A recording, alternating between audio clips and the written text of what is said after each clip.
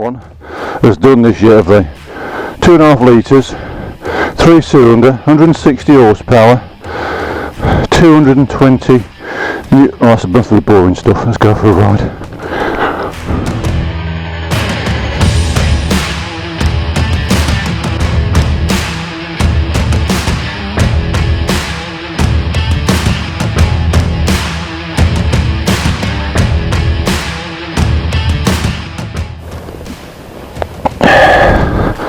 Now, people are saying it's not very heavy, but it is bloody heavy. 200, it's best part of 300 kilos. Oh, I've got to stop rushing about. Can't you?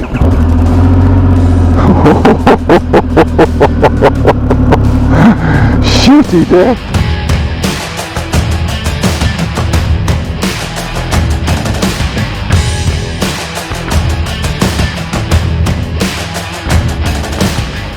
Well, I reckon it's been quite a success so far. Launch went well, loads of customers, and the reviews that people are giving already, first opinions of these bikes, fantastic. They look great. Yeah, I can't see much wrong with them. I actually prefer the GT, the feet forward position, which I didn't think I'd like. But yeah, look forward to riding them very soon. It's quite nicely, float on the gears, other gear, drifting, pick up the drive, squeeze it out of that corner, look at that!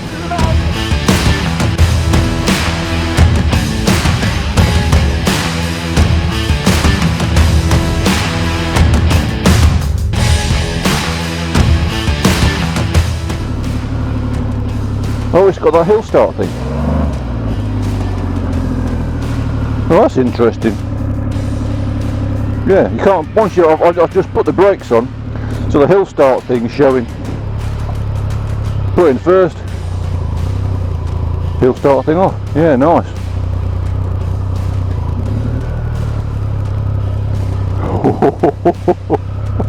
Well, I did say I wasn't going to get giddy. I said I'm going to have a sit on it.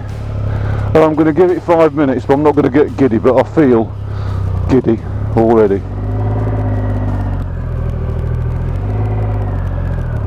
Well, there you go.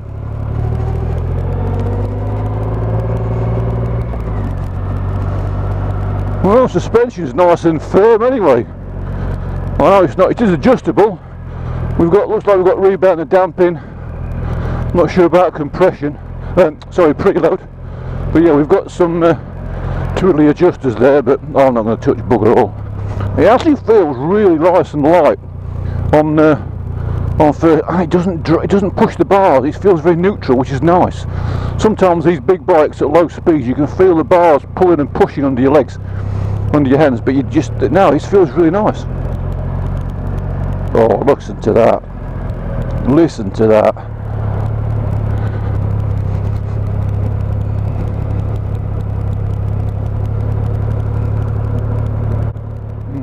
A bit slippery. Right, well, bear in mind it's only just gone half past whatever it is.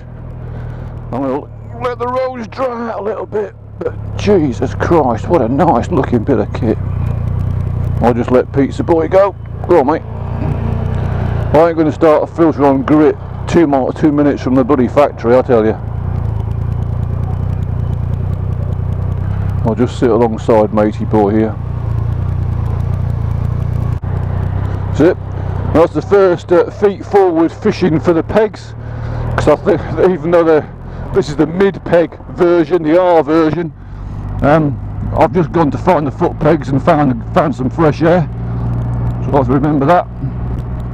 Yeah, what a nice noise. It's got that lovely rumble, growly sort of come on son, let's have it sort of, yeah, crikey. Oh yes. This is like walking someone's Rottweiler on a bit of string. You know that if you're not careful it's just going to break it and it's going to rip your arms off.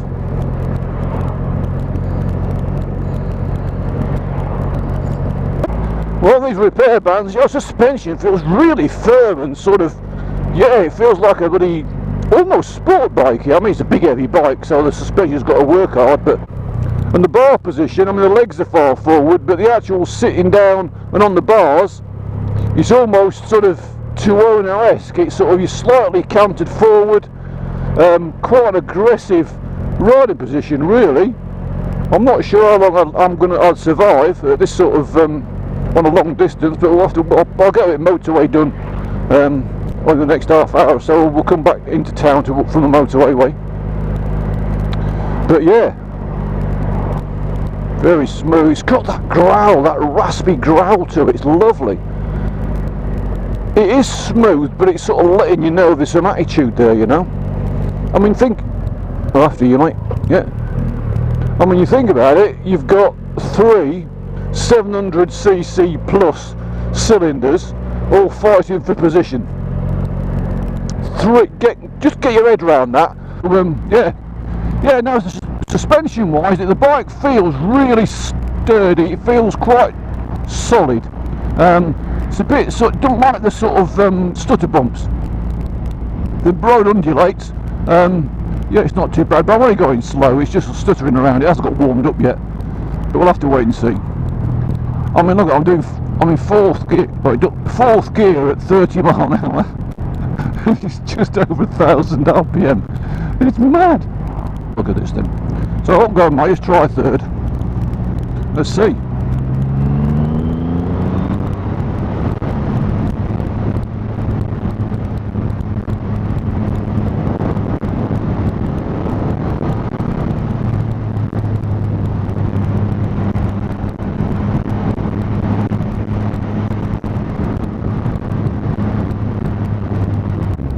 As soon as the engine sort of picked up its heels, got to 2,000 RPM and above, smooths out, you lose that raspiness. It's the drive, I was just so gentle then, and the drive was just delicious. It was just a whoosh of sort of shove. Yeah, it's so different to anything else I've ever ridden. The engine feels more aggressive than a Honda Blackbird. It feels more aggressive than my GSX R1000. Right. Now I do know the road opens up quite nicely over here, so I'm just going to give it a bit of a squeeze when we get out the other side. Road's still a bit greasy, so I'm going to be careful. Right, well, it's actually quite comfortable. My back's a bit stretched, I can feel it stretched, but it's not uncomfortable. I don't know how long that'd last. Sometimes on these on these bikes like this, your legs seem to fly apart, but this is very neutral. The pegs and bars have obviously been worked out very well. The relationship between them, sort of ergonomics. Okay. Well, there's nothing behind me, and there's not much in front.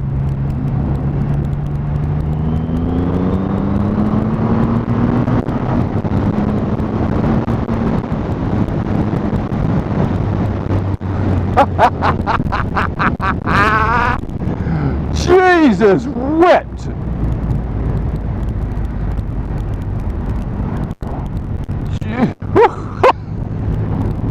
Nice. Nice.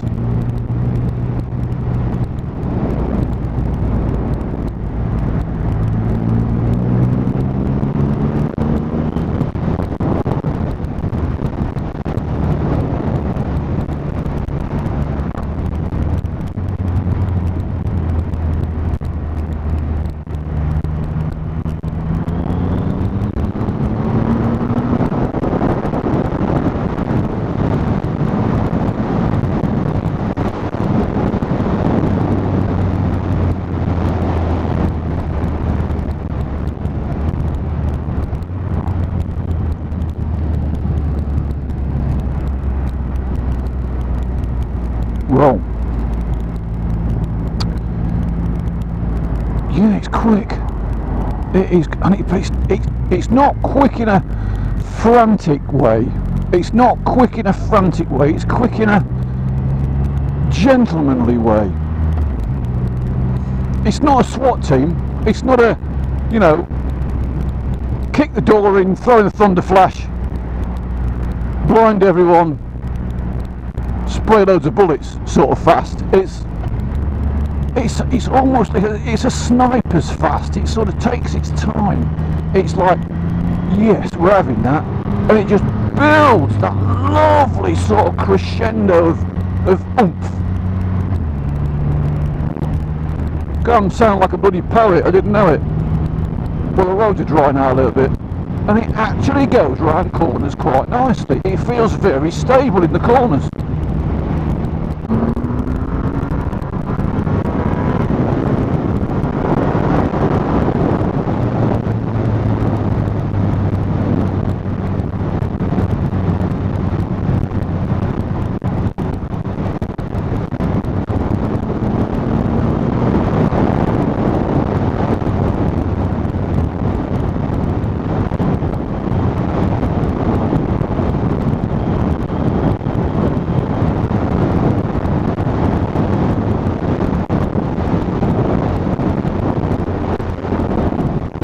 Yeah, I see, it took that manhole cover really well. Long, fast, sweeping bends. Look, a tiny bit of counter steering, because it's a big heavy bike. Tiny bit of counter steering needed, but now lovely, effortless, very, very stable. I mean, I want to say solid as a rock, but I'm sick of doing all these sort of hard superlatives. It was very, very stable indeed. I can go quite fast, I was gliding out, look down.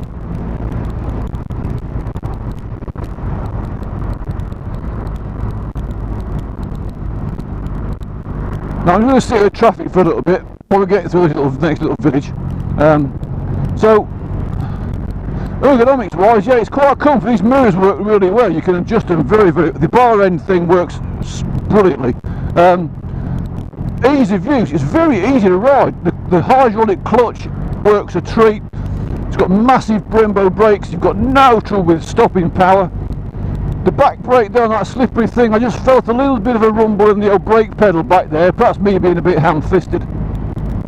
First time I braked hard using the back brake. The rotor was a bit greasy, but this guy's bike's fitted with top-notch electronics to help you, help the rider, should things start to get a little bit interesting.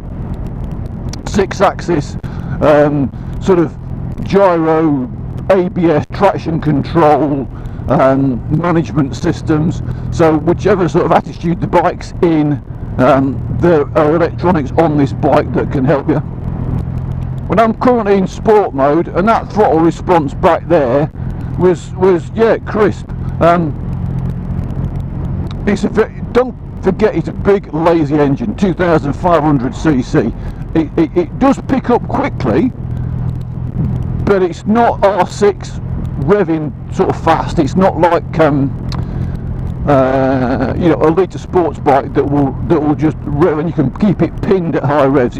I don't think this bike does that. I think anything more than 5,000-6,000 RPM, and I think anything more than 5, but you're wasting your time. Just change up and glide that torque, because that's not what this bike's all about. This bike's about,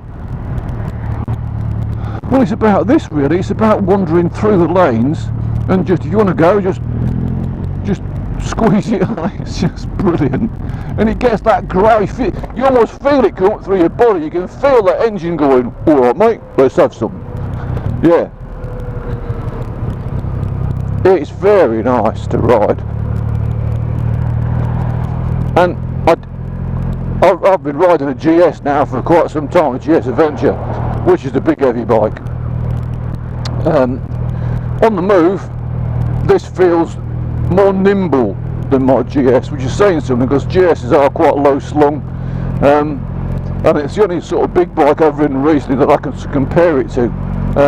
Yeah, it's nice. It sort of floats around nicely. It's not too, like I said, on the slow speed corners through the town and stuff, it doesn't sort of, sometimes if you tip into a corner or a mini roundabout, you feel the bars pushing and pulling on you. None of that with this, very neutral. Interestingly enough, if you look at the front forks, the axle is actually behind where the axle would normally be. The caster angle's been set back, Now I would suspect that that's been done to allow it to turn quicker, because the wheel is slightly behind where a wheel would normally be on a cruiser that's raked out in this sort of fashion. I would imagine the guys at Triumph have looked at the geometry and worked out the best angle for this length of bike, these size of tyres and wheels and things, to turn as quick as it does, because it does actually, you can lob it quite nicely. It's very, very responsive on, to the bars. It's great, and I reckon that caster angle's been set in such a way that it works in the rider's favour, and with a bike this size. It doesn't matter what gear you're in. If you want to overtake something, you just got to squeeze the throttle open. That's it. There's just nothing more to it.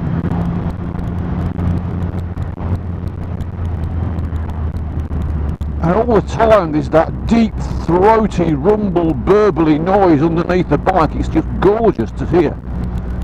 I know some people have said they want a louder exhaust pipe on it, but I'm quite liking that sort of hum, that sort of almost Spitfire-esque throb that's coming from the engine. It's like you go in there, where I live, I see Spitfires come over all the time from Biggin Hill when they're doing the old pay to ride thing, and the noise is just music to my ears. That noise, that Spitfire on full chat into a turn, and this is that sort of thing. It's that sort of reverberating. You just know it's powerful. There's no sort of, oh, that looks a nice bike, what does it go like? You just know it's powerful by listening to it. It's got that sort of slightly offbeat tick over. Yeah, Triumph's done a really good job with this. That's it. It's expensive.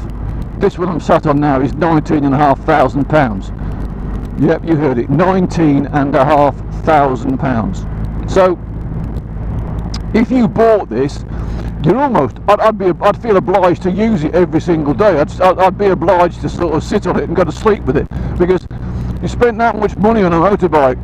The biggest crime would be to leave it in the garage and look at it, because it just wants to be ridden. And could I ride this to and from work every day? Well, do you know what? I reckon I probably could. You'd have to sort out perhaps some luggage. I don't want to swear at Triumph, but just to carry. I've got a rucksack on. If you can go to and from work with a rucksack on your back, then that's it, sorted. So this is the R version. Like I said earlier, this has got the straighter bars reaching forward. It's got the slightly mid-ish pegs. The GT version that I'm going to have a go on later has got feet forward, swept back bars, got a assisted bar on the back. It's more designed for a sort of ready-made tourer. This is sort of the street version, if you like, Street Fighter version.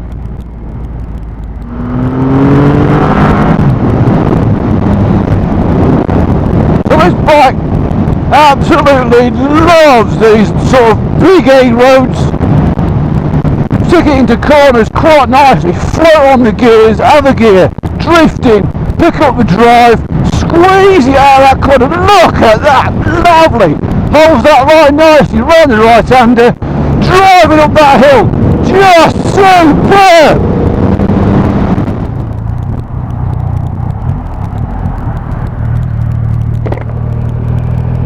Well, motorway, just got the motorway. My God, that was boring. 50-mile-an-hour speed limit pretty much all the way. The last 10 minutes or so, yeah, boring as hell.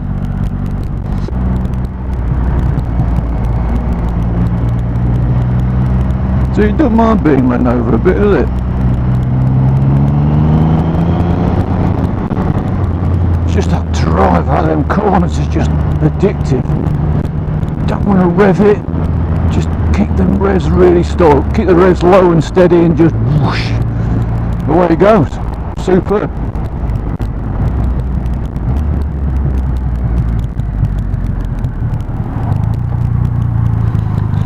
I think discretion being a better part of valor, I'll let them know that first. If you're an experienced rider, my God, you can get something out of this. Bloody hell, if you know what you're doing on a bike, you can make this thing hustle. It is quick. And for a big heavy bike as well, you know, it's comfy. I don't know what the miles per gallon is, but I think it's about 40 odd or something I was looking at earlier. Could you tour on it? Well, if you can sort some way of carrying luggage and stuff, of course you can, yeah, it'd be brilliant for that. I think people are going to want to buy a screen. If you're going to do lots of motorway miles, you're going to want to buy a screen, because it's just going to hurt your neck and your arms. You're going to be straightening all the time at high speed, because there is no protection. The mirrors work brilliantly. The clocks are really clear. I like them. I like the way you can go through the modes. Like I said, I'm not really a mode sort of person. I don't really, the old technology thing doesn't. I'm not a fan of it. I'm not a PlayStation sort of guy, so I don't really need all this electricity. But yeah, no, it works really well. It's very easy. I had a Triumph Tiger a while ago on an XCA thing, and to get through the modes was quite hard work. This is they've simplified it to a great extent, which is made, for me, it's made it much easier to use. I mean, I struggle with my bloody iPad, never mind something like this, so yeah.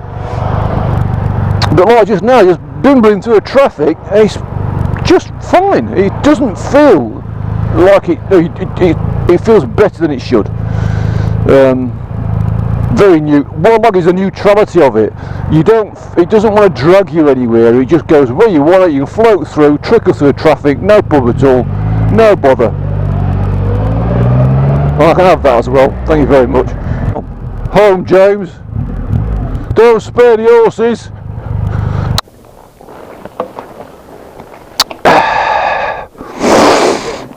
Don't be a tart. No, I have. Only once. It's too wet. Good grandparents? More than enough. More than enough. Yeah.